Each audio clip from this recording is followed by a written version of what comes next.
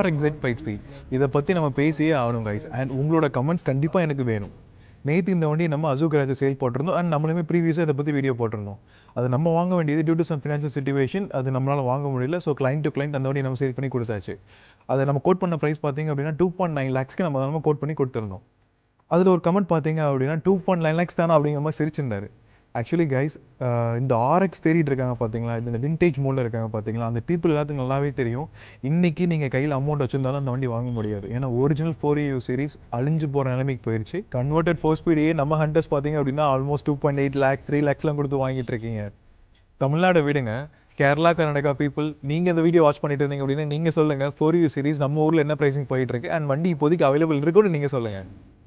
My dear Z comrades, நீங்கள் சொல்லுங்கள் 2.9 lakhs 4EU சீரீஸ்க்கு அதுவும் இந்த மாதிரி மின் கண்டிஷனில் ஒருத்தா இல்லையான்னு நீங்கள் சொல்லுங்கள்.